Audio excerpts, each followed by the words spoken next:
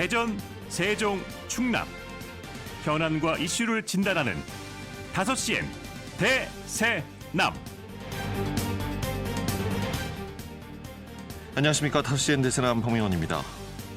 충남 청양은 지난 장마, 집중호우 등으로 피해를 입은 대표적인 지역입니다. 잠정 피해액만 312억 원, 침수 지역만도 축구장 240개 크기 규모입니다. 특히 이번 호우 피해를 키운 것은 배수 펌프장이었는데요. 많은 배수 펌프장이 저지대에 설치돼 있어 비가 많이 오면 가장 먼저 침수돼 버리는 겁니다. 매년 반복되는 재해에도 불구하고 이렇게 대처가 아니래 이 피해를 더 키웠다고 볼 수 있을 텐데요.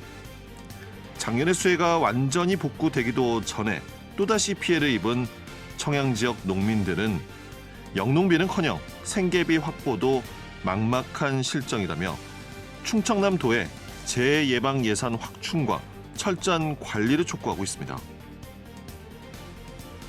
또 큰 비가 지난 뒤 서천군과 인근 서해바다는 각지에서 떠내려온 부유물로 육지인지 바다인지 구분이 어려울 정도입니다. 어선 입출항조차 불가능한 상황이라 서천군과 서천 지역민들이 나서서 쓰레기 수거까지 해야 하는 상황인데요. 지역민들은 금강 하류 지역의 모든 부유 쓰레기 수거 비용을 정부와 기관 그리고 충청남도, 전라북도의 지자체들이 함께 분담하는 정책을 마련하라고 촉구하고 있습니다. 방금 말씀드린 내용은 지난달 25일 충남도의회 제346회 임시회 제2차 본회의 5분 발언 내용입니다. 이외에도 충남형 재난안전관리 대응 시스템 마련 제안, 출생 미등록 영아 보호 대책 마련 촉구, 지역 교권 침해 문제 심각성과 대책 마련 필요성 등 15명의 의원이 참여해 3시간여에 걸쳐 진행이 됐습니다. 그러자 충청남도와 도의회 내에서 불만의 목소리가 나옵니다. 3시간을 넘기면서까지 본회의를 진행하는 것은 적절하지 않다. 사전에 5분 발언 순서를 조율해야 한다 등의 지적에 이어서 급기야 김태흠 충남도지사가 5분 발언 제도 개선을 주문하기에 이르렀습니다. 5분 발언이 비판만 한 채 답변 기회는 없고 횟수도 너무 많다. 차라리 도정 질문을 늘리는 것이 효과적일 것이다 라는 의견인데요. 충청남도의회는 지난해 10월부터 5분 발언 인원 제한 규정을 풀었습니다. 기존에 시간과 인원을 제한하던 것에서 더 많은 지역 안건과 지역민의 목소리를 담기 위해서 바꾼 것이었습니다. 물론 15명의 5분 발언 참여는 도의회 사상 최대 인원이었고 3시간이라는 시간이 짧은 시간은 아닙니다. 하지만 그만큼 당장 전해야 할 시급한 지역의 현안이 또 지역민들의 요구가 많았다는 것입니다. 그 간절한 지역민의 요구에 대한 도지사의 답변은 너무 긴 시간이 소요됐으니 제도를 개선하라라는 것인데, 자, 그렇다면 김태흠 충남도지사가 내놓은 의견처럼 도정 질의가 더 효과적일까요? 그동안 도정 질의가 의회와 집행부 사이의 입장차를 좁히고 또 지역을 위한 현실적인 대안을 찾는 기회가 돼 왔을까요? 김태흠 충남도지사는 여러 차례 임시회 과정에서 태도를 지적받은 바 있습니다.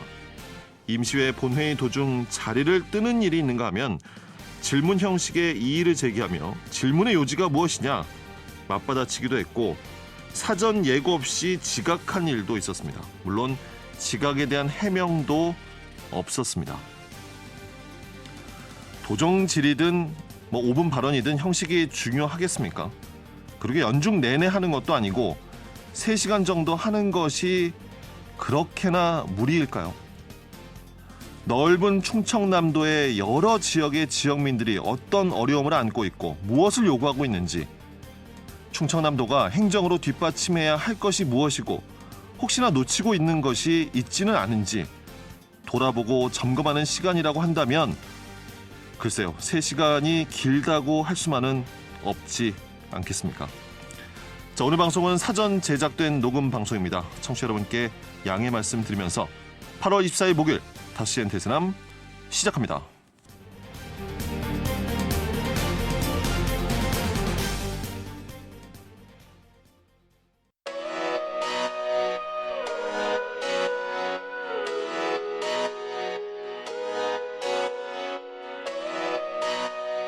다섯 시엔 대세남은 여러분의 참여와 제보로 이루어집니다.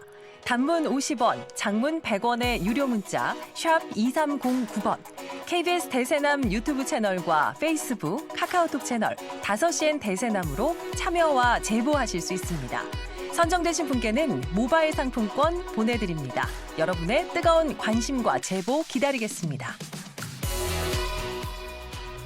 목요일 5시엔 대세남 키워드로 보는 뉴스 브리핑 먼저 만납니다. 팟캐스트 하는 것입니다. 정진호 PD 자리했습니다. 정 PD 어서 오십시오. 네, 안녕하십니까. 정진호입니다. 네, 오늘 첫 번째 키워드부터 알아볼까요? 네, 오늘 첫 번째 키워드는 다다다입니다.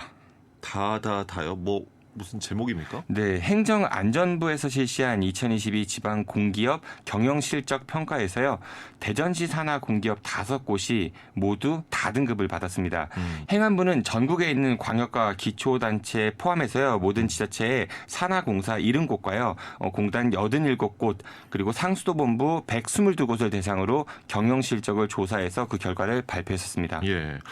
5곳 모두 다라는 성적표를 받았다는 건데 다등급이면 좋지 않은 점수입니까? 뭐 중간은 가는 겁니까? 네, 가나다 이렇거든요. 그러니까 평가 점수가 가에서 다등급까지인데요. 가등급이 이제 우수 등급이고요. 다등급이 가장 나쁜 점수입니다. 그러면 대전시 산하 공기업들 모두 최하의 등급을 받았다는 거네요? 네, 맞습니다. 이 혁신 노력과 재무 건전성 그리고 코로나19 이후 사업 실적 회복이 이제 주요 평가 지표였다고 하는데요.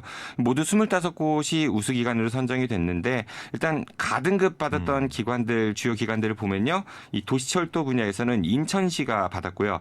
그리고 관광공사 분야에서는 제주도가, 환경시설공단 분야에서는 대구시하고 경기도 광주시가, 그리고 광역 상수도 분야에서는 부산시가 이 가등급을 받았습니다. 예.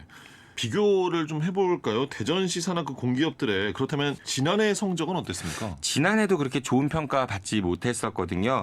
우선 이번에 평가 대상 공기업이요. 대전 도시철도공사하고 대전 도시공사, 대전 관광공사, 그리고 대전 시설공단과 대전광역시 상수도본부 이렇게 예. 5개의 기관이었는데요.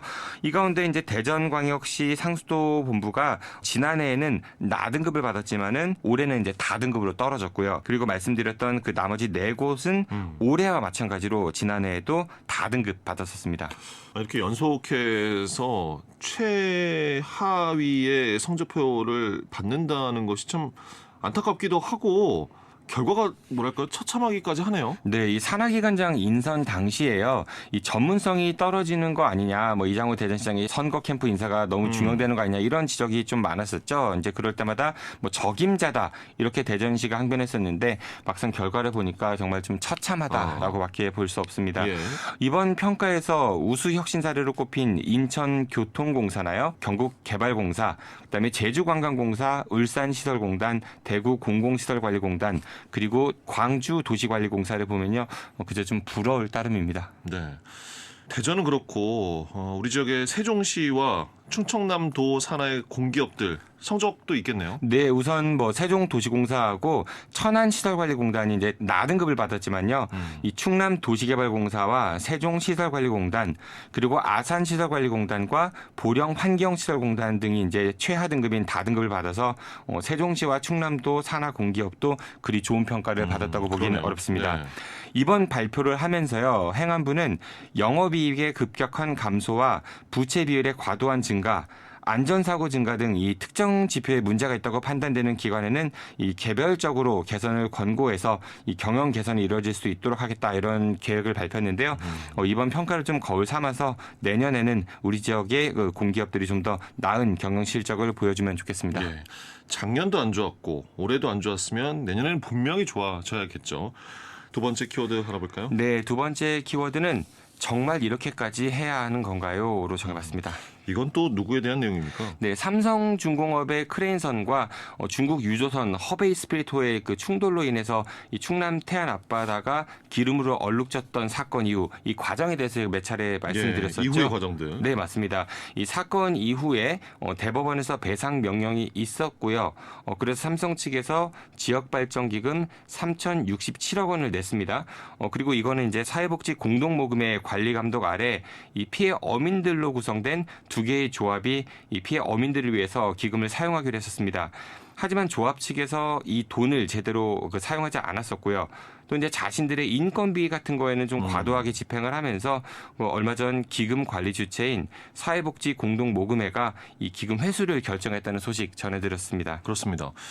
그리고 더 큰 우려가 이 기금의 사용 기한이 있는데 올해로 이 사용을 해야 하는 그 기한이 끝날 예정이어서 혹시나 이제 또 기금 집행이 주먹구구식으로 이루어지는 것 아니냐 이런 우려도 있지 않습니까? 네, 맞습니다. 그래서 사회복지 공동모금회가요, 이 조합 측에 이번 달 11일까지 자녀기금 모두 반납해라 이렇게 좀 통보했었는데요. 그런데 이 두 조합이 이 갑작스럽게 큰 돈을 은행에서 인출하면은 이 수십억 원의 이자 손실이 발생한다면서요. 이 기금 반납을 거부했습니다. 예. 그래서 사회복지 공동모금회가요, 이 두 조합의 의사를 좀 반영해서 이 반환 기한 이거 이제 지난 18일까지 연장을 해줬고요. 그리고 이제 반납 기금의 범위도 이 잔여액 전체에서요. 수시 입출금이 가능한 요구 불예금으로 이제 축소해줬습니다. 그리고 이제 정기예금 그 예치기금도 발생할 이자 손실에 대한 그 법적 검토를 진행한 다음에 환수 방식을 다시 확정해서 통보하겠다 이렇게 좀 변경하게 됐습니다. 예. 일단 뭐 이자 손실 발생에 대한 우려까지 고려를 해서 그러니까 기금 반환의 시기부터 반납 방식 금액까지 사회복지 공동모금회 측에서는 관리 감독을 하면서 조합 측의 의견을 일단 최대한 뭐 많이 반영하고 있는 거네요. 네, 요구하는 거 대부분 들어줬다고 볼 수 있는데요. 그런데 두 조합은 그래도 여기에 이제 응하지 않고 있습니다. 두 조합 가운데 한 군데인 허베이 조합은요. 이 4개 지부 가운데 가장 많은 기금을 운영하는 태안 지부가 이 모금에 낼 기금을 본부로 보내지 않았다면서요. 태안 지부가 사회복지 공동모금의 결정에 따를지에 대해서 내부 검토하고 있으니 좀 기다려보겠다. 뭐 이런 입장이라고 하고요. 또 다른 조합인 서해안 연합회는요. 기금을 은행에 넣어둔 것도 이것도 이제 하나의 목적 사업인데 이를 사회복지 공동모금회가 마음대로 가져갈 수는 없다. 이러면서요. 기금 반납 명령에 따르지 않고 있습니다. 네. 이 두 조합의 반응이 이렇자요. 그 사회복지 공동모금회는 이번 달 말까지 비상대책위원회를 꾸려서 이 법적 대응 준비할 예정이라고 합니다. 결국 법적인 다툼으로 갈 수도 있다라는 것인데 정말 끝까지 좀 안타까운 모습 보여주고 있는 거군요. 네, 맞습니다. 이 전 국민의 도움이 모여서 이 기적을 일궈낸 기름 유출 사고가 이렇게 종국에 가서는 법적 공방까지 흘러가는 것 같아가지고 좀 상당히 안타깝다는 생각이 들어서 이 소식 전해드려봤습니다. 예, 여기까지 듣겠습니다. 키워드 보는 뉴스 브리핑 지금까지 팟캐스트 하는 것입니다. 정진호 PD였습니다. 수고하셨습니다. 고맙습니다.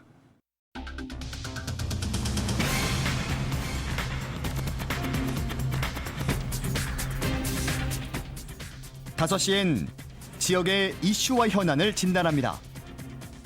5시엔 대전, 세종, 충남 지역민의 목소리를 듣습니다.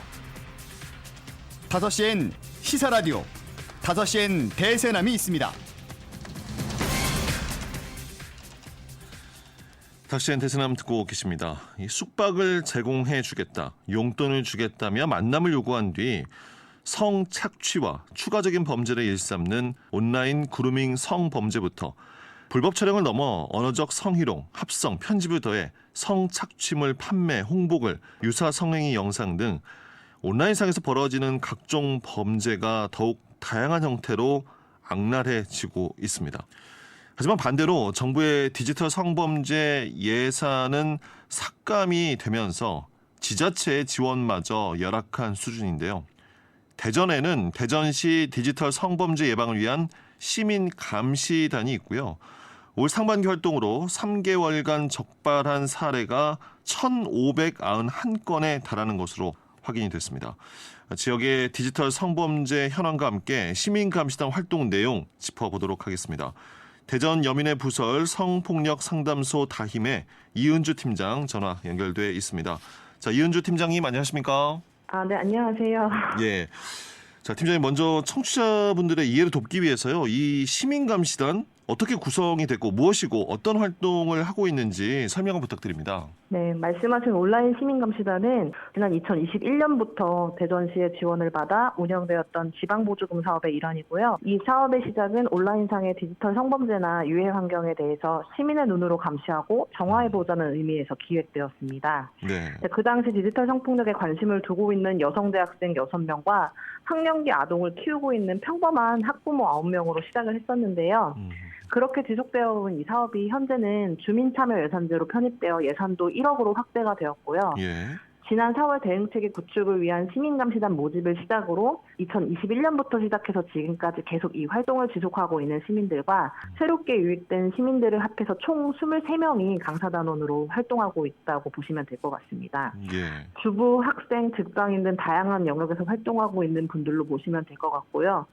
불법 촬영 및 촬영물 유포, 합성, 편집, 사이버 괴롭힘, 성매매 광고 등 온라인상 감시 활동을 지속하고 있다고 보시면 될 것 같습니다. 예. 그 시민감시단은 구성원들이 성별은 남녀가 이렇게 섞여 있습니까? 네, 상관없는데요. 예. 지금 현재로는 다 여성분들이에요. 아, 예. 그 시민감시단의 1년 과정 중에 그러니까 5월부터 7월까지의 상반기 활동이 마무리가 됐습니다. 상반기 동안만 적발을 한 불법 촬영물이 1,500건이 넘는다고요? 네, 지난 5월부터 7월까지 3개월간 총 1,591건의 디지털 성범죄 및 불법 유해 환경 사례를 적발했고요. SNS 플랫폼 신고센터 및 방송통신심의위원회 불법 유해물 디지털 성범죄 창구에 신고했습니다. 네. 신고된 게시물 내용 중에는 불법 성매매 광고가 33%로 가장 많았고 사이버 괴롭힘 20%, 학성 및 편집 16%, 언어적 성희롱 15%, 불법 촬영 및 촬영물 유포 12% 등의 순으로 나타났어요. 네. 특히 청소년들이 다수 사용하는 SNS 중에 트위터가 있는데 예. 디지털 성범죄와 관련 있는 내용들이 가장 많이 게시되고 있는 그런 플랫폼으로 예. 보시면 될 것 같고요. 예. 디지털 성범죄 피해자는 평범한 일반 여성이 76%에 달하고 연예인들에 대한 예. 무차별적 성범죄를 가하는 비율도 한 10% 정도 된다고 보시면 될 것 같고요.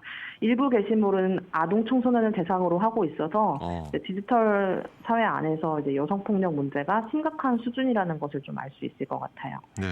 신고 유형별로는 성매매 처벌법 위반이 607건으로 가장 많았고 성폭력 처벌법 위반 425건, 정보통신망법 위반 352건, 형법상 명예훼손 192건, 아동청소년 보호법 35건 등의 순으로 집계되었습니다. 예. 그 사례라고 해야 될까요? 적발된 것들이 구체적으로 어떤 것들입니까? 예를 들면 가장 많은 비율을 차지하고 있는 불법 성매매 광고에서 예. 주로 성착취 여성들의 얼굴 사진, 프로필을 올린 광고 배너가 업체 순위별로 올라와 있고 예. 실사 후기라고 해서 외모, 몸매, 서비스에 대한 평가가 후기 형식으로 공개되어 있고요. 저희가 불법 유해 환경이라고 판단을 해서 방심위에 접속 차단 신고를 했고요. 네. 좀 특별히 기억에 남았던 건 배달의 민족 캐릭터 아시죠? 네. 그 캐릭터를 밤의 민족으로 문구를 수정해서 불법 카피, 상표권 도용을 했더라고요. 근데 이걸 발견하고 신고를 했는데도 계속 해외로 IP를 우회하면서 사이트가 예. 다시 생기고 했던 적이 있고요. 또 하나는 트위터나 텀블러에 지인 능욕을 하는 계정들이 있어요. 이런 계정은 팔로워들한테 이제 주변 여성을 대상으로 사진을 제보받거든요. 예. 제보받은 사진 중에 이제 마음에 들거나 금전적 대가를 받은 그 사진에 일반 여성들을 대상으로 폭력적인 성행위를 하는 어떤 그런 형태로 합성을 좀 하고 있고요. 그런데 이제 저는 카톡 프로필 사진을 제보받기도 하니까 그런 사진을 볼 때 피해자가 이렇게 모르는 사람들한테 능욕당하고 그렇죠. 있는 것을 알까 예. 하는 생각이 들고 심각한 건 이렇게 합성된 사진과 함께 피해자의 이름, 전화번호, 학교 같은 개인정보도 공유되고 있어서 예? 그런 정보들이 한번- 공유가 된단 말입니까? 네네. 한번 유포된 피해자들은 모르는 사람이 마음만 먹으면서 자신을 찾아올 수도 있다는 불안감을 갖게 되죠. 예. 저희 상담소 사례 중에도 불법 촬영물과 함께 개인정보가 유포돼서 이제 모르는 사람으로부터 유포 협박을 당했던 실제 사례도 있었어요. 네. 심각한 범죄로 이어질 수도 있으니까 위험하죠. 예. 지금 뭐 시민감시단 하시는 분들이 뭐 고도의 기술이나 전문성을 갖췄다기보다는 평범한 시민들이신 거잖아요. 네네네. 이런 시민들도 쉽게 발견할 수 있는 정도로 지금 우리 사회에서 만연해 있는 그런 심각한 상황인 건데 현장에서 함께 하신 분들 어떤 말씀하시고 어느 정도나 심각하다라고들 또 이야기를 하시던가요? 불법 촬영 같은 경우는 트위터나 텀블러에 너무 많이 올라와요. 특히 예. 이제 10대 여학생들 다리 사진이나 치마 속 사진 이런 게 가장 많이 올라오고요. 학교나 학원에서 치마 입으신 선생님들 치마 속 사진도 간간히 많이 올라오는 것 그게 같아요. 그런 SNS 플랫폼에서 검색만 하면 다 예, 불법 특정 촬영물이 검색어로 공유- 검색하면 쫙 떠요. 그렇군요. 아니 그러면 이렇게 발견된 불법 촬영물, 영상물들은 신고하고 뭐 즉시 삭제가 되고 피의자들 찾아서 검찰, 경찰 조사까지 이어집니까? 근데 텀블러나 트위터에 사진 한 개에 얼마, 영상 3분짜리 얼마 뭐 이런 식으로 불법 촬영물들이 판매되는 글들이 올라오고요. 근데 보통 이런 글이 올라왔을 때 라인이나 DM으로 영상물을 공유받고 문화상품권이나 전자화폐로 거래가 이루어지거든요. 예. 그런데 솔직히 이런 글을 이제 감시단원이 봤을 때 이게 진짜 불법 촬영물인지 아니면 동의하에 찍은 촬영물인지 알 수 없고 본인이 자발적으로 판매하는 건지 타인이 유포한 건지 그런 걸 일일이 확인할 수 없어요. 네네. 근데 그렇지만 영리 목적으로 여성의 성을 상품화해서 거래되는 방식 자체가 유해하다고 저희는 생각해서 지금 온라인 유해 환경으로 방심위에 신고를 하고 있는 상황이거든요. 예. 근데 이런 글 중에 일부 직접 영상물에 캡처가 올라오거나 내용을 살펴봤을 때 정황상 이건 불법 촬영물이 확실하다 이렇게 의심되는 경우는 상담소랑 연계해서 사건을 해결하기도 하는데요. 예. 이렇게 연계된 건 중에 이제 활동가가 직접 판매자와 연락하고 거래를 유도해서 가해자 신원을 확보하고 직접 경찰에 고소하는 적도 있었어요. 그렇군요. 그래서 실제로 가해자가 잡히기도 했었고 예. 근데 이제 진짜 심각한 건 조직적으로 불법 촬영물을 생성하고 판매하는 집단이거든요. 이런 사람들은 허술하지 않고 계속해서 예. VPN을 통해서 우회로를 확보해서 IP 추적을 따돌리고 직접 개인정보를 밝히지 않으려고 차명 계좌나 돈 세탁, 예를 들면 전자화폐나 문화상품권 같은 걸로 거래를 하니까 잡기가 쉽지가 않죠. 특정 몇몇 사건을 제외하고는 이러한 큰 처벌이 있었다라든지 이런 규제가 시행이 되고 있다라는 거는 저도 접하기가 어려운 것 같습니다. 그러니까 상당히 부족해 보이는데요. 어떻습니까?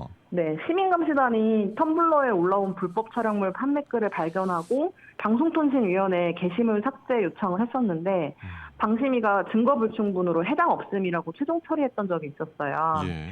그 해당 글이 영상물의 가격이 차등적으로 게시되어 있었고 판매자 개인의 SNS가 게시되는 등 불법 촬영물 판매가 명백했는데 영상이나 사진이 없다는 이유로 접속 차단 요청을 받아들이지 않았었고요. 예. 근데 저희가 왜 그런지 방심위랑 같이 간담회를 진행해 보니까 방심위가 사건을 판단하는 기준이 생각보다 되게 엄격하더라고요. 방심위가 디지털 성범죄 예방이나 심의에 있어서 좀 더 적극적이고 확장된 판단을 할 수 있을 거라고 기대했는데 증거를 굉장히 엄격하게 요구했어요. 예. 그러니까 결국 불법 촬영물을 확보했냐 이걸 묻는 거죠. 근데 충분히 불법 촬영물 판매 의도가 읽히는 글이었는데도 의도로도 충분히 판단이 가능한데 네. 불법 촬영물에 해당하는 영상이 없으면 접속 차단 처리가 어렵다고 하더라고요. 그런데 증거를 확보하려면 저희 감시단이나 활동가들이 의장 수사의 형식으로 증거를 수집해야 하니까 그러니까요. 예. 시민들에게 그런 활동을 시키는 게 어. 부담이 되기도 하고 상담원인 저희도 사실은 수사 권한이 없고 위험하잖아요. 예. 그러니까 어려움이 있죠. 근데 저는 어쨌든 사실 방심위가 수사기관이 아니잖아요. 예. 왜 그렇게까지 증거가 필요한지 모르겠고 그 게시물을 접속 차단 처리한다고 해서 가해자가 발생하거나 범죄 기록이 남는 것도 아닌데 왜 네. 그렇게 법원과 같은 엄격한 증거를 필요로 할까? 판매 의도가 읽히는 글을 예방적 차원에서 조금 더 적극적으로 판단할 수 있지 않을까? 뭐 지금과 같은 규정이 적합한가? 이런 생각을 좀 하게 되었던 거죠. 그 저희가 이은주 팀장님과요 인터뷰를 한 것이 지난 3월이었습니다. 당시에 이제 타 지역에 비해서 지자체 차원의 대전시의 관심과 지원이 좀 부족하다 이런 문제점을 이야기를 해주셨었는데 한 5개월 정도 시간이 흘렀는데 상황이 좀 달라졌고 좀 개선이 됐는지 모르겠습니다. 최소한의 뭐 이런 활동들 하려면 사업비 인력들 계속 확보해 나가야 할 텐데 어려움 혹시 없으십니까? 일단 대전시가 지금 주민참여 예산제나 디지털 특허 상담소를 운영하는 것만으로 제 할 일을 다 했다라고 이제 자기 역할에 만족해서는 안 된다고 생각하는데요. 이런 사업을 이제 예산과 함께 다른 기관에 위탁하는 것으로 대전시가 해야 할 역할을 다 한 것은 아니잖아요. 네네. 사업을 위탁하는 것에서 끝나는 게 아니라 끊임없이 사업 진행에 대해서 함께 논의하고 비전을 세우고 큰 그림을 그려주는 역할이 진짜 중요하다고 생각해요. 근데 현재 대전시가 디지털 성폭력 예방이나 방지를 위해 다른 시도와 다르게 특별한 뭔가를 더 하고 있는 것 같지는 않고요. 주민참여 예산제 사업조차도 올해까지만 진행되는 사업이거든요. 그럼 시민감시단은 올해 연말까지 하면 끝납니까? 앞으로 어떻게 될지는 논의해봐야 될 것 같은데 모르겠어요. 보통 전년도 예산안이 통과되면 차년도 사업비는 그대로 집행되는 게 통상적인데 예. 사업비가 축소되니까 좀 당황스럽긴 했죠. 그럼에도 올해 그 1억 안에서 담당 주무관이랑 열심히 사업 논의를 했고 이 안에서 시민감시단 운영뿐만 아니라 대전시 여성폭력 관련 실태조사 연구사업도 같이 있어요. 예. 그래서 저희가 지금 현재 질적조사, 양적조사 모두 진행 중에 있고 대전시가 여성폭력 관련한 실태조사를 그동안 실시하지 않았던 것이 사실이고 그래서 올해 이 사업이 되게 중요하거든요. 예. 이 사업의 연구 결과를 기대하고 있어요. 그래서 연구 결과가 나오면 대세남에서도 좀 관심 가져주셨으면 좋겠고요. 네. 앞으로도 잘 진행될 수 있도록 대전시랑 긴밀하게 협력해봐야 할 것 같아요. 예. 팀장님, 시민들께 전하고 싶은 말씀도 대전시에도 이런 부분 좀 더 해줬으면 좋겠다, 함께했으면 좋겠다는 부분 전해주신다면요. 네, 한 명의 아이를 키우는데 온 마을이 필요하다는 말이 있잖아요. 예. 자라나는 아이들을 잘 지키려면 온 마을에 지켜보는 눈이 필요한 것 같아요. 저희같이 시민감시 단원으로서 참여할 수도 있지만 사실은 대전 시민 전체가 온라인 환경 지킴이로서 이제 역할을 어디서든 할 수 있거든요. 네. 그랬을 때 적어도 아동 청소년 대상의 디지털 성폭력 문제를 조금이라도 막을 수 있지 않을까 싶고요. 예. 관련 문제로 이제 게시물을 발견했을 때 누구라도 신고가 가능하니까 방송통신심의위원회나 플랫폼에 주체적으로 신고 삭제 요청을 해주시면 감사할 것 같습니다. 예. 오늘 말씀 팀장님 여기까지 듣도록 하겠습니다. 연결 감사합니다. 감사합니다. 예, 수고하십시오. 네. 자, 집중 인터뷰, 디지털 성범죄 실태와 근절을 위한 지역에서의 활동 또 지원 현황 등을 짚어봤습니다. 대전 여민의 부설 성폭력 상담소 다임의 이은주 팀장이었습니다.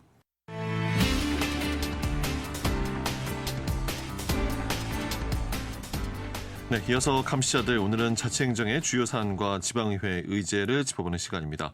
대전 참여자치민연대 김재섭 사무처장 함께하겠습니다. 어서 오십시오. 네, 안녕하세요. 반갑습니다. 자, 오늘은 어디를 감시하고 오셨습니까? 네, 오늘은 대전 도시공사에 대해서 이야기해보려고 합니다. 예. 대전 도시공사는 대전에서 제일 큰 공사 중에 하나인데요. 1년에 예산도 6천억 원에 달하는 큰 곳입니다. 예. 작년 12월 16일 대전 도시공사 사장에 정구경 사장이 임명되었습니다. 저희가 정기적으로 산하기관의 업무 추진비 내역을 감시하던 와중에 도시공사의 업무 추진비 내역에 이상한 것을 발견해 오늘은 관련한 내용을 짚어보고자 합니다. 예. 대전도시공사, 그러니까 지방공기업법과 대전도시공사 설치 이제 조례에 따라서 설립이 된 지방공기업이지 않습니까? 네, 그렇습니다. 대전도시공사는 도시 및 지역개발 사업 등을 통한 시민의 주거생활 안정과 복지 향상 및 지역사회 발전에 이바지하는 것을 목적으로 하는데요. 주 사업으로는 택지, 단지 조성, 주택개발 사업, 레저 사업으로는 5월드 운영하고 있고요. 그렇죠. 네, 환경 사업으로는 이제 소각장이나 매립지 운영, 또 에너지 사업으로는 수소 충전소 설치 및 운영 등을 진행합니다. 도시개발이나 건설 관련 일이 많다 보니까 좀 규모도 크고 예산도 큰 편입니다. 대전의 LH라고 생각하시면 청취자분들이 좀 편하실 것 같습니다. 예, 대전에서 LH 역할을 하는 공사가 대전도시공사다라고 생각하시면 될 텐데, 업무 추진비는 이제 매년 불투명한 운영이나 비상식적인 사용으로 해서 시민들의 질타를 받고 있습니다. 더욱이 올해는 업무 추진비와 관련해서 지역 내에서 문제 제기가 있었음에도 지방공기업에서 이렇게 또다시 문제가 나오고 있다는 거군요. 네, 그렇습니다. 대전 참여자치시민연대는 정기적으로 공공기관의 업무 추진비 내역을 조사하고 있는데요. 이제 많은 분들이 이제 업무 추진비에 대해서는 많이 알고 계실 텐데요. 네. 업무 추진비는 직무 수행에 드는 비용과 각 기관에서 시행하는 행사, 추진 사업 및 정책 집행을 원활하게 할 수 있도록 편성된 비용입니다. 시민의 세금으로 운영되는 만큼 투명하고 적절하게 사용되어야 하는데요. 그럼에도 불구하고 좀 불분명하게 사용되거나 공개가 제대로 되고 있지 않아서 문제가 되어 왔습니다. 네. 기관장 쌈짓돈으로 사용되는 것은 아닌지 의심 매번 받아왔고요.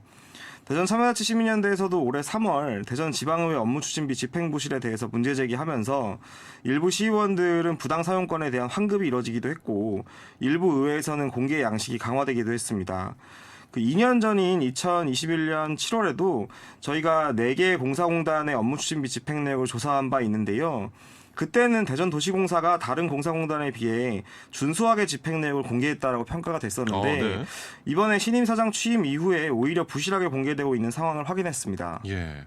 작년 12월에 임명이 된 대전도시공사의 새 사장 정국영 사장의 취임 이후에 오히려 좀 부실하게 이게 공개가 되고 있다. 구체적으로 어떤 내용입니까? 네, 일단 대전도시공사 사장을 비롯한 실 9개 업무 추진비를 포함한 공개 내역에서 그 기관 업무인지 시책 홍보인지를 구분하는 비목을 구분한 부서가 한 곳도 없었습니다.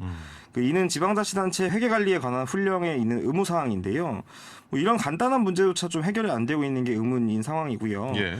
또한 이제 대전도시공사 정국영 사장은 2023년 1월 1일부터 7월 31일까지 총 166건의 업무 추진비 집행 내역이 있습니다. 166건 중에 104건이 직원 격려로 사용되었는데요. 예. 딱 62건만이 업무 협의나 경조사비 등으로 지출되었습니다. 약 62%의 비율이 직원 격려로 사용된 것입니다. 그 취임 이후 8개월간 도시공사 사장이 사용한 업무 추진비 총액은 2,410만 원 수준인데요. 직원 격려로 사용한 금액이 1,240만 원 정도입니다. 사용 금액이 절반이 넘는 52%가 직원 격려 비용으로 지출이 된 상황이고요. 그리고 이제 1월부터 그 사용 기간이 미기재되어 있습니다. 사용 시간. 네, 그러니까 예. 업무 추진비가 야간에 사용 못하게 되어 있거든요. 네. 그래서 이제 뭐 12시 땡땡분 이렇게 몇 시 몇 분에 사용했는지를 쓰게 되어 있는데요. 1월부터 사용 시간이 기재되어 있지 않았습니다. 아예 기재조차를 네. 이 많은 건들이 다 돼 있지 않다고요? 네, 홈페이지에 사장의 경우에는 사용 시간이 기재가 되어 있지 않았고요. 예. 그다음에 1월 같은 경우는 사용 대상 인원수까지도 미기재되어 있었습니다. 몇 명과 사용했는지 써야 되거든요. 예. 근데 이제 그런 것이 미기재되어 있었고요. 문제는 정국영 사장 취임 이전에는 그 시간이 공개되어 있어요. 네. 근데 대전도시공사가 신임 사장 취임 이후에 사장의 업무 추진비 사용 내역에서 사용 시간을 미기재하는 것은 좀 이해할 수 없는 일이다. 기존 해왔던 것을 갑자기 또 안 하는 거네요. 그렇죠. 이제 상식적으로 생각하면 담당 공무원이 바뀌더라도 담당 직원이 바뀌더라도 이제 전임 그렇죠. 기존에 해오던 것이 직원의 것을 있으니까. 기준으로 할 텐데 올 1월 달에 다 빠져 있다라고 하는 건 좀 이해가 안 되는 상황인 네. 것이죠. 경영본부장의 업무 추진비 공개 내역을 살펴보면요. 총 65건 중에 60건이 직원 격려인데요. 직원 격려가 약 92%의 비율입니다. 경영본부장이 사용한 총 금액은 315만 원 수준인데요. 그중에 260만 원, 즉 사용 금액의 82%가 직원 격려로 지출되었습니다. 뭐 다양한 문제들도 있는데요. 대다수의 집행 목적이 구체적이지 않고 부실하다는 점입니다. 이는 좀 집행 대상을 알 수 없을 뿐더러 집행의 목적을 알 수 없다는 것이 문제인데요.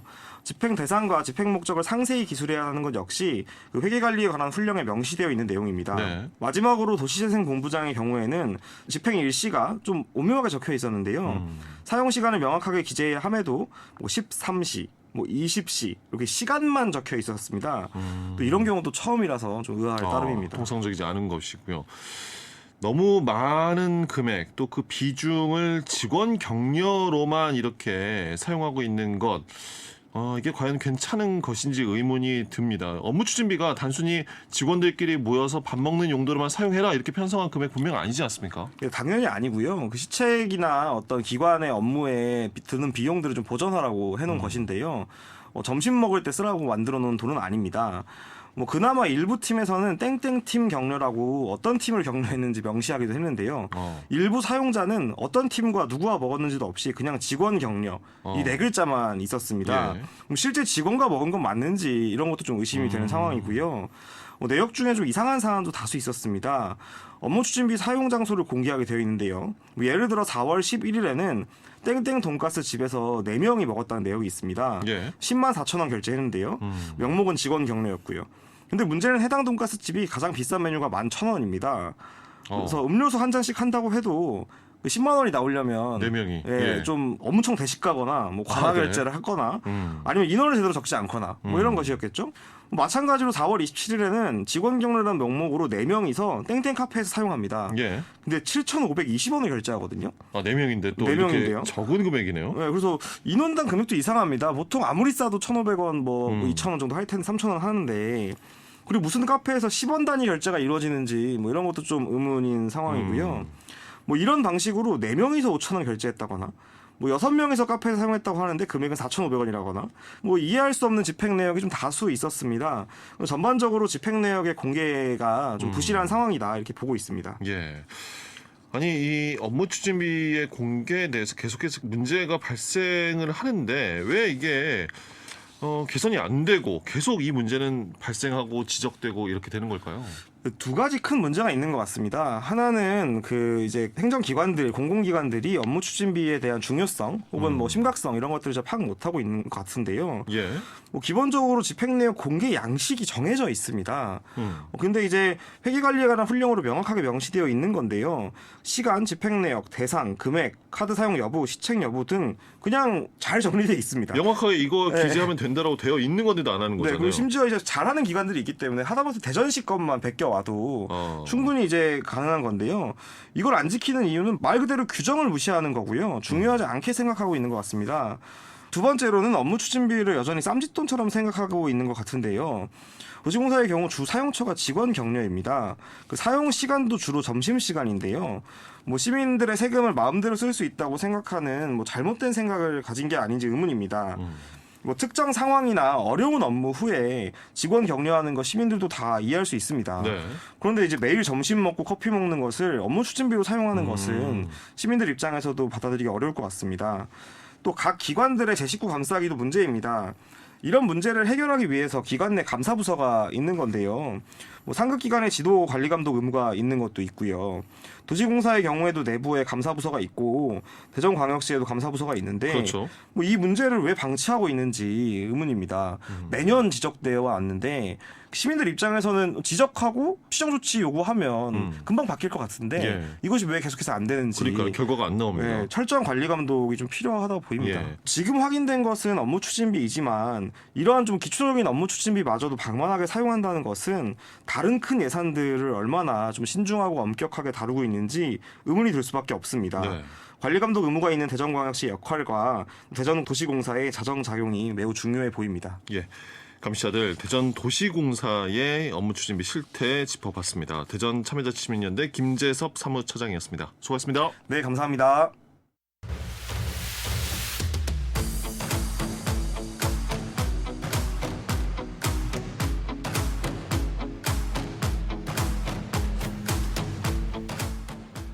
우리 사회 이슈를 청년들의 시각으로 바라봅니다. 청년몰 오늘도 두 분 모셨습니다. 대전 청년내일센터 우수정 센터장, 주식회사 다른코리아 김진아 대표입니다. 어서 오십시오. 안녕하세요.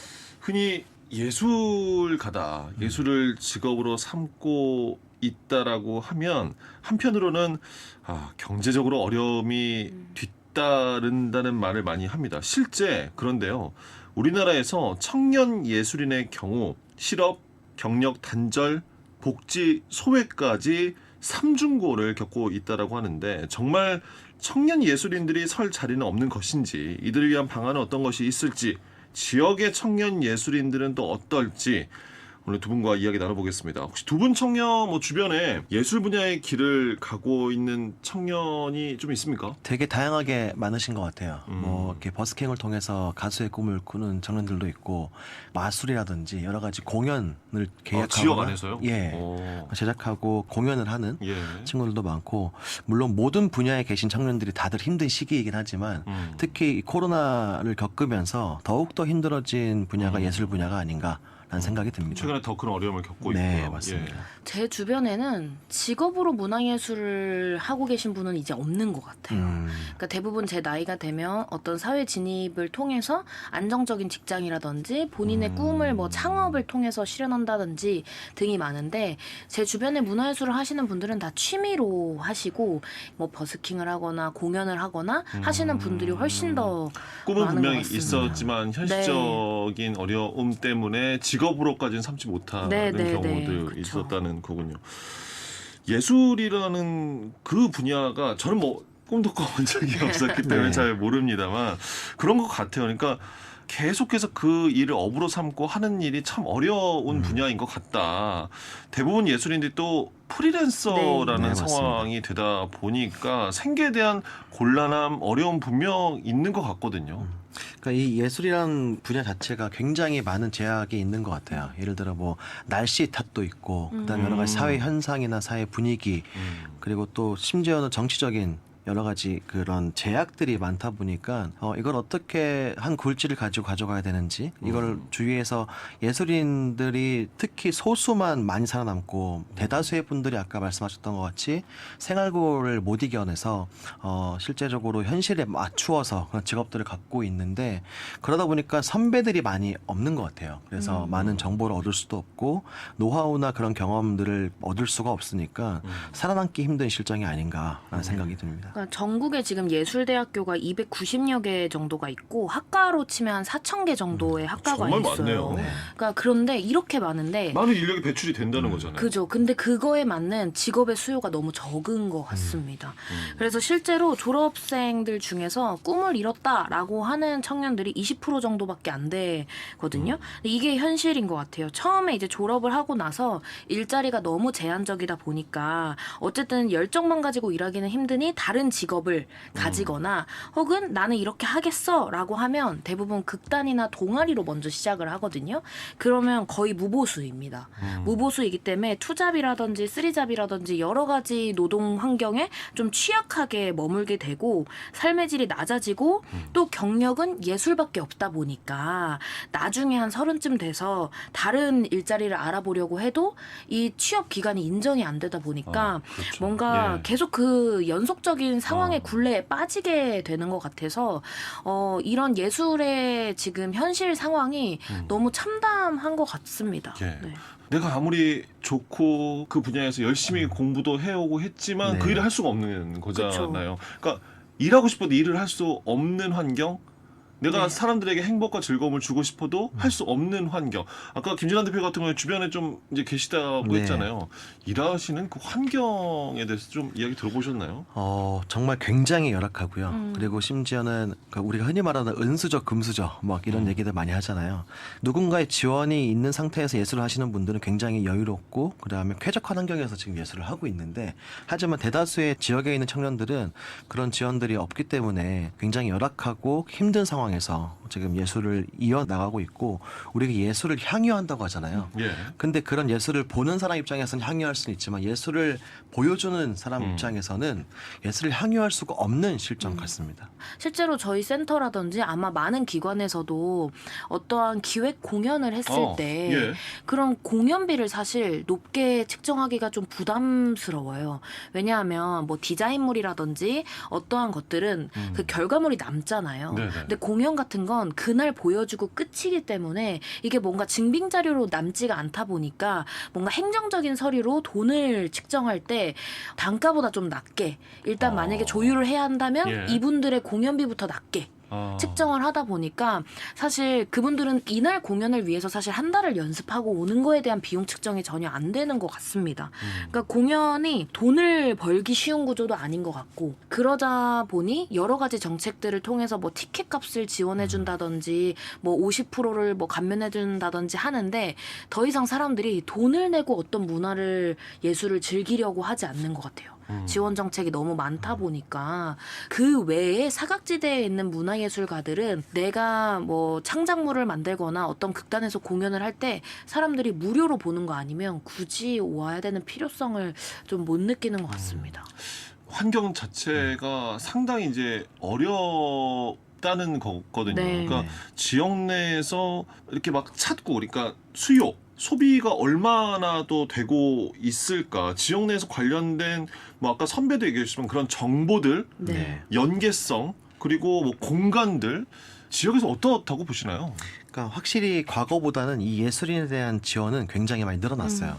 이게 정량적으로도 늘어났고 그런 환경 개선이라든가 그런 것들은 시도하고 있지만 정작 예술인들이 원하는 지원 정책은 이루어지지 않다고 생각하고 그러니까 있거든요. 돈이 책정되고 뭔가 네. 수치상에 서류상에 남는 건 분명히 네. 늘어났는데 맞습니다. 필요한 게 아니라는 건가요?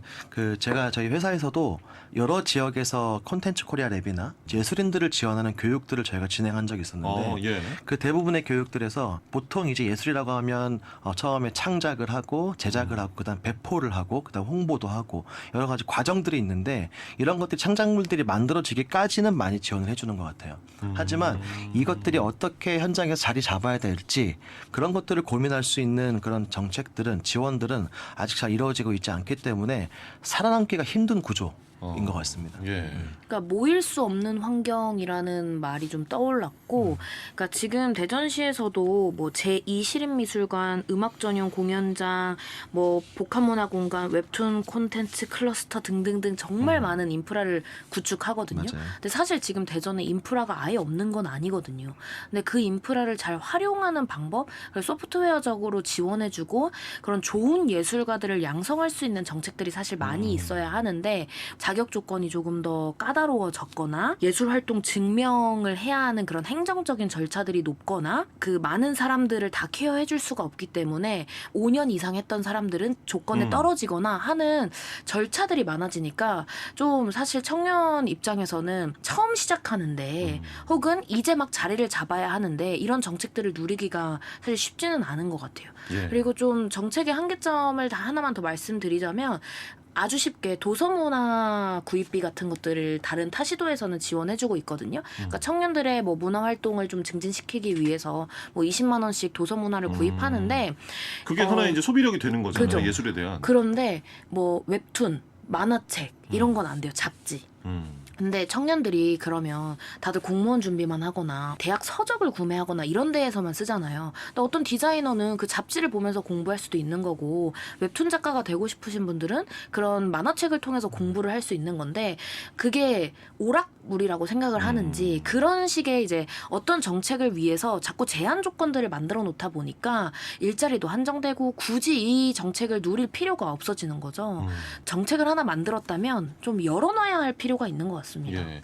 정책과 행정이 현실에 대한 이해가 상당히 좀 아직 부족하고 따라가지 못하는 면도 있고 예술이라는 게 모르겠어요. 그냥 특별한 남다른 지원을 받지 않는 이상 특히나 이제 지역에서 내가 하고자 하는 예술 활동을 계속 이어가는 게 참 어렵겠구나 하는 생각이 드는데 좋은 예도 있겠습니까? 그러니까 지역에서 청년이 예술에 대한 꿈을 계속 이어갈 수 있게끔 지원해준 모범 사례 이런 거 있습니까? 그 경남에서 자기가 소설을 만들거나 또는 간단한 웹툰을 만들거나 아니면 쇼폼 콘텐츠를 만들어서 그런 영상물들을 그런 제작물들을 경남의 한 콘텐츠 코리아 랩 공간에서 전시회를 한 적이 있어요. 지역민들을 위해서. 근데 그때 반응이 굉장히 뜨거웠거든요.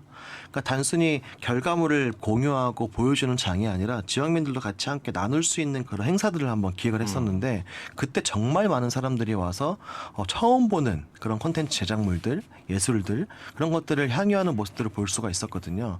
근데 저는 대전에서는 아직 그걸 보지 못한 것 같아요. 그런 것들이 좀 지역에서 이루어지면 많은 예술가들이 자신의 꿈을 누군가한테 선보일 수 있는 무대가 생기지 않을까라는 생각을 해봅니다. 시민과의 접점을 좀 많이 만들었으면 네, 좋겠다. 맞습니다. 네. 뭐 국가에서는 이번에 창작 준비금 같은 거를 뭐 2만 3천 명까지 확대해서 지원을 하고 특화 공간을 늘려서 260호 규모로 공급할 예정이라고도 하는데 뭐 이런 식으로 정부에서 문화예술인들을 위한 정책들이 많아지는 거는 저도 긍정적이라고는 반가운 소식이죠. 생각하지만 예.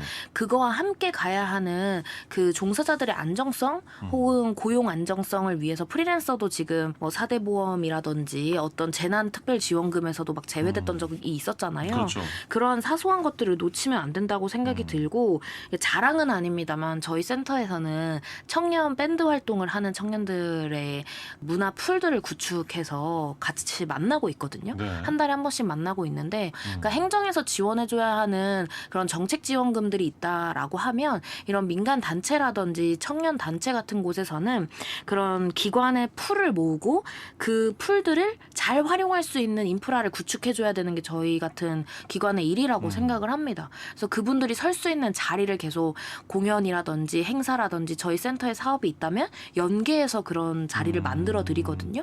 그런 점들이 좀 칭찬할 만한 점은 아니지만 앞으로 칭찬드립니다. 네. 더 많아져야 한다. 네. 더 많아져야 하고 더 활성화되어야 한다라고 좀 생각이 듭니다. 그 생각해 보면 청년 정책들이 정말 최근 몇 년 사이에 많이 네. 중앙 정부든 지방 정부들 나오고 있지만 청년 예술인들 참 어려운 현실인데 청년 예술인들은 이런 여러 청년 정책에서 중요성 뭐 이렇게 떨어지는 것 같아요. 막 여러 정책이 안 나오는 것 같거든요. 아무래도 그런 특성이 좀 있는 것 같아요. 그 일반적인 청년들, 각 분야인 청년들보다는 청년 예술인들이 생애 주기가 좀 짧아요. 네, 그렇기 때문에 아무래도 그 예술한 청년들의 입담이 좀 입의 그 무게가 말의 무게가 좀 적게 느껴지는 아무래도 그런 편견, 오해가 있는데 전 예술은 그렇게 생각하거든요. 가장 짧은 시간에 가장 많은 경험을 할 수 있는 그런 분야가 바로 예술 분야라고 생각하는데 그런 분들이 얘기를 조금 더 많이 들을 수 있는 그런 어떻게 네트워크장이라든가 또는 뭐 그런 토론회라든가 이런 것들이 좀 주기적으로 열려서 그런 것들이 종합적으로 좀 어떻게 보면 보고서라든지 연구 보고서 이런 것들이 좀 채택이 돼서 그런 것들을 기반으로 정책이 만들어진다면 조금 더 맞춤형 정책이 되지 않을까라는 생각을 저는 하고 있습니다. 예. 그러니까 사실 잘 되고 있는 문화예술 단체 혹은 우리가 논란이 많이 됐던 게 뭐 뮤지컬에 연예인을 쓰면 그 연예인에 주는 개런티와 일반 옆에 이제 참여하는 댄서들의 개런티가 너무 다르잖아요. 그러니까 그 금액에 대한 재조정, 단가에 대한 분배가 일단 1차적으로 제일 필요하다고 생각을 하고 그 격차가 너무 크다 보니까 청년 예술가들이 설 수 있는 자리들이 너무 없는 것 같습니다. 그래서 그런 청년들이 투잡을 하고 쓰리잡을 할 시간에 연습할 수 있는 기회를 주고 그 연습을 통해서 높은 퀄리티의 공연을 보여줄 수 있는 정책들이 많이 지원이 돼야 청년들이 좀 즐거운 문화생활을 향유도 하고 같이 만들어낼 수 있지 않을까 싶습니다. 예. 뭐 우리가 K컬처, K콘텐츠 뭐 도쿄영화도 아니고 그냥 뚝딱하면 나오는 거 아니지 않겠습니까? 네. 이런 지역에서 청년 예술인들의 이런 활동도 다 그 기반이 되는 것인데 지역에서 좀 마련이 됐으면 하는 정책들, 노력, 뭐 보완돼야 할 것들은 어떤 것들이 있을까요? 저는 이번 주제를 보면서 그런 생각을 했어요. 그 대전 시립미술관이나 예술의 전당이 있잖아요. 그런 국비나 시비로 운영되는 공간들을 우리가 항상 포스터나 그런 홍보물들을 보면 우리가 알만한 유명한 예술인들을 초청해서 대관을 해준단 말이죠. 물론 수지 타산 맞지 않을 수도 있지만 아무래도 공공에서 운영이 되는 거다 보니까 지역의 예술인들을 위해서 조금 일정한 좀 부분들은 오픈해주고 시민들이 언제든지 가 즐길 수 있는 그런 프로그램들을 기획하면 어떨까. 좀 장기적인 프로젝트로 1년 단위 계획으로 하면 어떨까라는 생각을 일단 접점이 많아야 될 것 같아요. 지금 접점이 너무 없어요. 맞습니다. 저도 그거에 더해서 그런 예술가들이 만날 수 있는 풀들이 정말 많이 만들어져야 한다고 생각하고 그게 뭐 각기 다른 기관이 아니라 하나의 뭐 문화재단이라든지 뭐 어떠한 재단이나 기관 같은 곳에서 그 청년 예술 집단별로 풀을 모으고 그런 풀들을 활성화시킬 수 있는 방법 그러니까 사회적 관계망을 만들 수 있는 방법들이 절실하게 필요하다고 생각합니다. 예. 청년 예술인들끼리 청년 예술인들과 또 시민들이 만날 수 있는 기회가 많아졌으면 한다는 두 분의 말씀이었고요. 오늘 주제에 대한 두 분 한 줄 마무리 말씀 끝으로 들어볼까요? 아까 말씀드렸다시피 그 예술인들의 전 목소리의 힘이 더욱더 세졌으면 좋겠거든요. 그래서 모든 예술인들이요 소리쳐라 라고 말씀드리고 싶어요. 네, 소리치고 그 문화를 더 알릴 수 있도록 저희 같은 센터나 공공기관에서도 지역 문화예술인들을 많이 활용해 주시길 바랍니다. 예. 자, 청년몰 청년 예술인들의 상황에 대해서 함께 이야기 나눴습니다. 대전 청년내일센터 우수정 센터장, 주식회사 다른코리아 김진환 대표였습니다. 고맙습니다. 감사합니다. 5시엔 대세는 오늘 방송 여기까지입니다. 저도 인사드리도록 하겠습니다. 지금까지 박민원이었습니다.